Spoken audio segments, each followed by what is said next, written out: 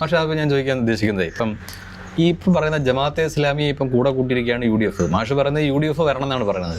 എന്ന് മാത്രമല്ല പ്രതിപക്ഷ നേതാവ് VD സതീശൻ പറഞ്ഞിരിക്കുകയാണ് ജമാഅത്തെ ഇസ്ലാമിക്ക് മതരാഷ്ട്രവാദം എന്നൊന്നില്ല.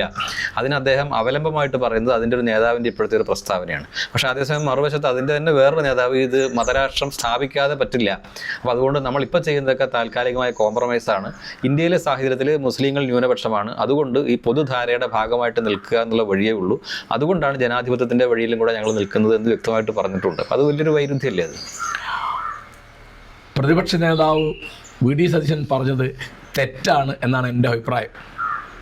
അദ്ദേഹത്തിന് പറയാം ആർക്ക് വേണേൽ ഞങ്ങൾക്ക് വോട്ട് ചെയ്യാം, ആർക്ക് വേണേൽ ഞങ്ങൾക്ക് വോട്ട് ചെയ്യാം, അത് പറയാം. അതിൻ്റെ അപ്പുറത്തേക്ക് പോയിട്ട് അവർക്ക് മതരാഷ്ട്രവാദം ഇല്ല എന്നോ അവരിപ്പോൾ അത് ഉപേക്ഷിച്ചെന്നോ പറഞ്ഞാൽ ശരിയല്ല. അത് ഏത് കോൺഗ്രസ്സുകാരൻ പറഞ്ഞാലും ഏത് നേതാവ് പറഞ്ഞാലും ഏത് പ്രതിപക്ഷ നേതാവ് പറഞ്ഞാലും ശരിയല്ല. കാരണം പുള്ളിപ്പുലിയുടെ പുള്ളി മായ്ക്കാൻ കഴിയില്ല എന്ന് പറഞ്ഞ മാതിരി ജമാഅത്തെ ഇസ്ലാമിക്ക് മതരാഷ്ട്രവാദം ഇല്ലാതെ ജമാഅത്ത് ഇസ്ലാമി ഇല്ല. അത് ഉണ്ടാക്കിയത് അതിനാണ്. 1941 അത് വന്നത്. അപ്പോൾ അതിൻ്റെ സ്ഥാപകൻ 1979 മരിച്ചുപോയി, അബുൽ കലാം മൗദൂദി. അദ്ദേഹത്തിൻ്റെ സങ്കല്പം എന്ന് പറയുന്നത് മതേതരത്വം എന്ന് പറയുന്നത് ഇസ്ലാമിനെ തകർക്കാൻ വേണ്ടി യൂറോപ്യന്മാർ കണ്ടുപിടിച്ച കുതന്ത്രമാണെന്ന് അദ്ദേഹം എഴുതിയിട്ടുള്ളത്.